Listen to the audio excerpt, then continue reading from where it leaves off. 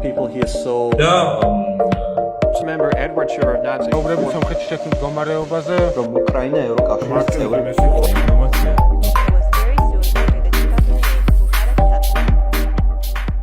My name is Will Kethkart. I'm a freelance journalist for Daily Beast, CNN, FP, other sites like that, and outlets. I've lived in Georgia for 12 years, and I've been covering Ukraine for about as long. I covered the 2014-2013 Maidan Revolution and in depth as that sniper fire broke out and everything turned into chaos, as you know. And I've been based out of Tbilisi. I was in, well, what I always like to say is that, the war began a long time ago. The war began in 2014, 2015, when they annexed Crimea, when they started, that's when the invasion began.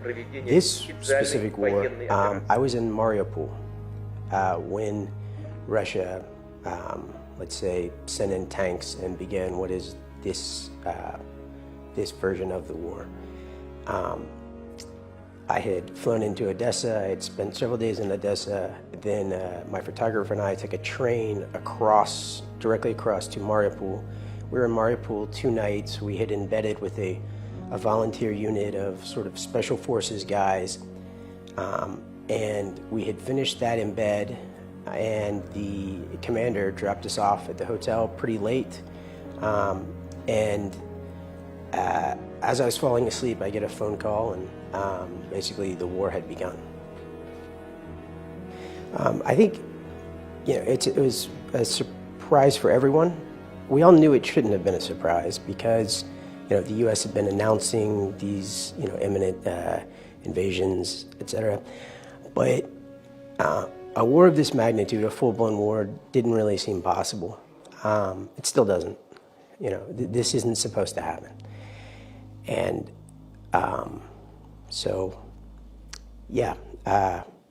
they certainly reacted a lot better than any other city on earth. They didn't immediately panic, people around me. The people who knew most about this conflict were the ones who had been fighting it for the past 8 years. And even that night, they told me, it's not going to happen. The full-blown invasion will not happen. It was quiet. So when that began, you could certainly see a change in the city.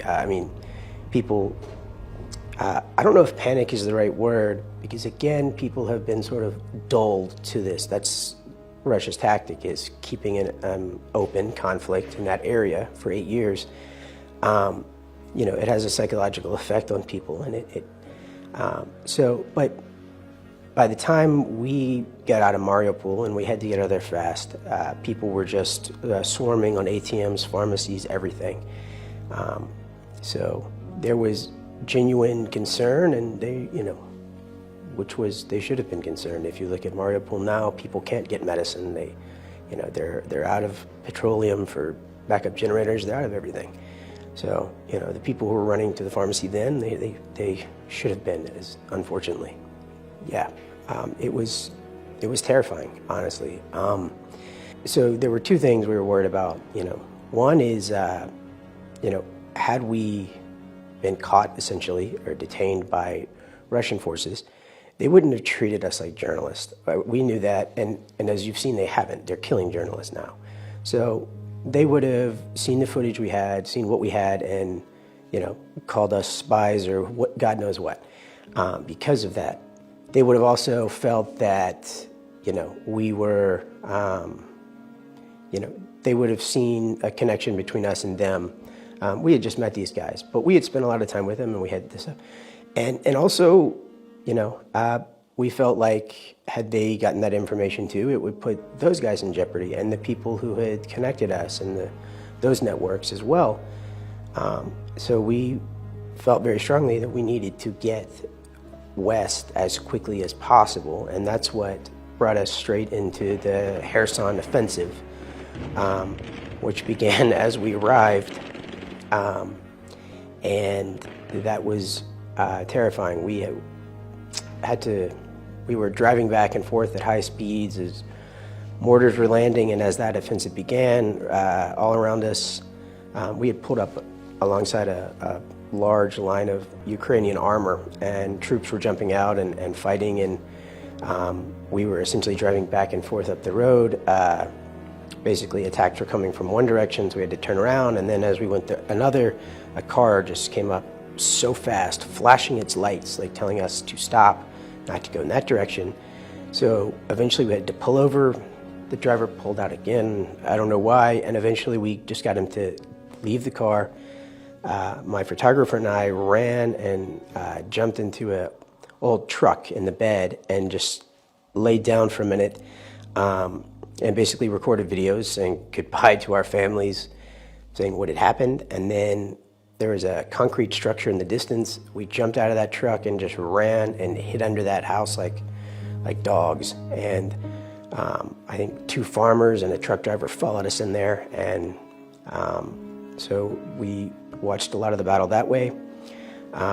We had to get out and get water at one point, and went on the second story of this concrete structure, and basically this battle just played out on the street, in front of us, and unfortunately, at that point, the Ukrainian forces were pushed back. There was just a row of tanks that had been demolished and fallen soldiers with them from both sides.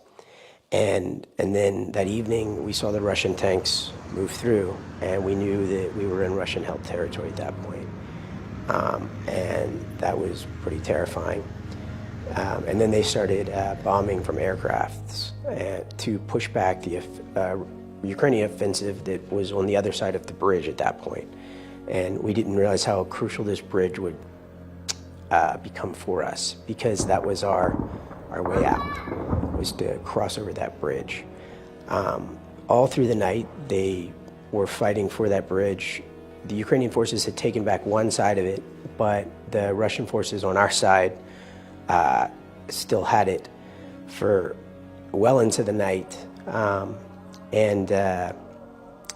But even though we knew we were probably in Russian-held area, they were bombing everywhere, and there was artillery fire is just constant, even in Mariupol. That's just that's a usual sound. The aircraft and the airstrikes, not so much. That was very unnerving, and perhaps even more unnerving was the small artillery fire, because often, you could hear bullets whizzing by, and that's, a different kind of sort of dread. So this all happened so quickly. It was very terrifying, but we were there the whole night. Eventually, I got a message from a contact who said that the bridge had been taken back by Ukrainians. So we thought we could get across the bridge. He was not sure if between where we were and that bridge, who held that territory. So we just had to go. We had to go fast, and just coming out of there at dawn, just the amount of human carnage, what we saw, the bodies, parts of bodies on that road was very difficult to see.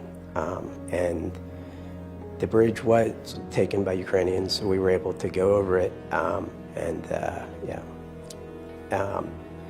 it was very difficult to see that. We got over the bridge, and we could already see Ukrainian tanks preparing for an offensive from, I guess, the opposite direction where we were headed. And as I know, 30 minutes later, they attacked and they lost that territory. So we were extremely lucky to get out when we did. We were headed west. So we were headed towards Odessa, and eventually we made it to Odessa. At that point, even Odessa, Odessa as of right now, Odessa, most people there who I know are safe. Of course, there's, it's under siege like everywhere else. But there were a lot of security issues even in Odessa, and so, yeah, from there we actually left Ukraine through Transnistria. It was not a Russian down territory. Yes, this is not a decision I would probably make again. At the time, we felt that we needed to get it out of the country for many reasons. As I mentioned earlier, just the information we had. Also, it had been a pretty intense 3 days, and when we got from Odessa, when we got to one border crossing, it was kilometers long, and the guy who was driving us said there's no way he could wait, and that it would close down that night anyway. So he decided to send us through Transnistria, and we, said, obviously we didn't think that was a good idea. And if you Google Transnistria and Americans going through, Americans do not need a visa to go through Transnistria. Obviously they could have detained us. Honestly, I'm not sure why they didn't. We had a interview with their KGB, they still call it the KGB, who I think were as surprised as we were. And these guys, asked us questions, and we told them part of the story, and they seemed that we did not say we were with media. Well, I think I said I was a blogger, travel blogger, and this is my photographer. And I think what saved us is my photographer, he was carrying around a Pelican case, which looks like a tactical case. It looks like something you would have a weapon in. It was bright yellow for his camera. He had the camera around his neck. And in the case, so they opened it, and there's a book of Benjamin Franklin. And they looked at it, and which he'd been reading, he had put in there. And then under that, he had a bottle of vodka that he had put in there. And the Transnistrian KGB looked at the vodka and kind of nodded, like, that's what they would have done with, they would have had the vodka in the case or in the camera, protecting the right thing. So at that point, I think they didn't know what to make of us. And then we started just saying, it was very scary, we just kept emphasizing that, and their English wasn't great. They were kind of nervous, and they let us go. We were very lucky to make it out of there. Selfish relief, selfish elation almost. I knew that, once we were on Moldovan territory, we felt that we were safe. A friend met us, a friend of a friend met us, who was also very concerned that we were going through Transnistria and very surprised that they let us through. So, the concern was palpable. We were extremely relieved to be on Moldovan territory, but also that relief comes with a great deal of,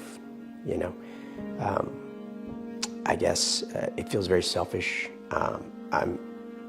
That my concern for the people who are stuck there is just immense, and so many people who helped us.